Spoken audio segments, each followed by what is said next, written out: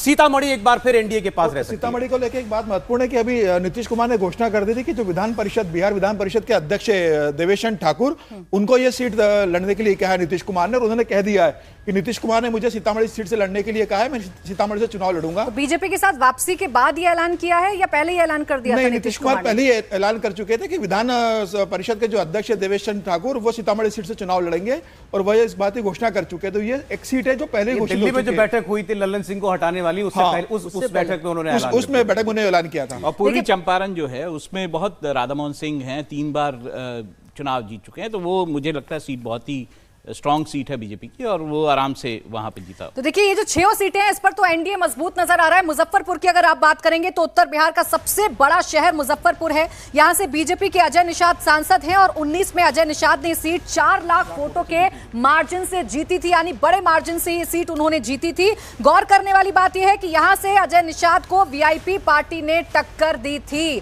तो फिलहाल ये जो 6 की 6 सीटें हैं, ये तो एनडीए के खाते में गिरती हुई नजर आ रही हैं। उत्तर भारत की ये 6 सीटें, अच्छा, ये उत्तर पर बिहार की सीटें और वही एनडीए के पास ही थी।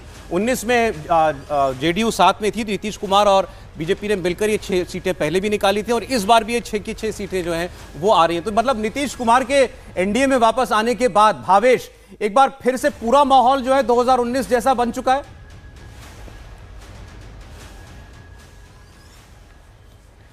देखिए, नीतीश कुमार, बीजेपी और जो 2 छोटी पार्टियां, 3 एक्चुअली 4 जो और छोटी पार्टियां, जैसे मांझी की पार्टी है, उपेंद्र कुशवाहा की पार्टी और एलजेपी की 2 जो छोटी पार्टियां, इन सभी का वोटों का जो गणित आप देखें तो लगभग 60% के आसपास होता है, जो 2019 को यदि हम बेस मानते हुए देखें।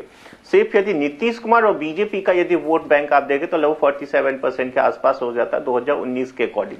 तो इन दोनों कॉम्बिनेशन को हराना, खासकर नॉर्थ बिहार और ये जो मिथिलांचल वाला बेल्ट है, और उसके बाद इधर जब हम मगध वगैरह में जाएंगे तो इधर इनका जो विनिंग कॉम्बिनेशन है वो बहुत महत्वपूर्ण हो जाता है, जिसके वजह से आप देखेंगे जो 2019 में जो क्लीन स्वीप हुई थी, उसी का नतीजा है कि 2024 में भी एक बार फिर एक्सपेक्टेड है कि यहाँ भी क्लीन स्वीप होगी। ये कॉन्टेक्स्ट हमको देना चाहिए दर्शकों को। देखें, बिहार क्यों महत्वपूर्ण है। यूपी हमने कल डिस्कस किया, तो यूपी तो 80 सीट वाला सबसे बड़ा स्टेट।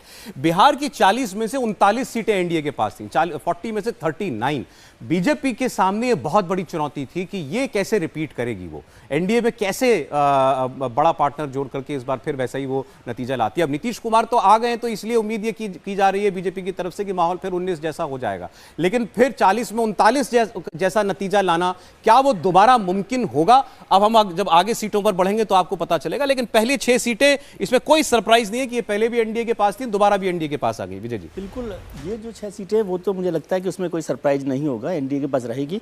लेकिन 40 में से 39 सीटें फिर से आ जाए एनडीए के पास, ऐसा मुझे नहीं लगता। रिजल्ट मेरे पास है, लेकिन अभी आपको बताऊंगा नहीं। नहीं, आप रिजल्ट ना बताएं। मैं जो वहां पर जमीन पर जो बात हो रही है, उसमें आरजेडी ने एक बड़ी ताकत के तौर पर निकल कर आई है, और तेजस्वी जिस तरह से सड़कों पर आए हैं, उससे उनका जनाधार बढ़ा है। चुनाव मोदी का है, चुनाव वोट मोदी के नाम पर पड़ना है, वोट मोदी के नाम पर पड़ना है, लेकिन जेडीयू की जो सीट है वो जाहिर तौर पर कम होने वाली है, भले ही भारतीय जनता पार्टी अपनी सीटों को बरकरार रख ले।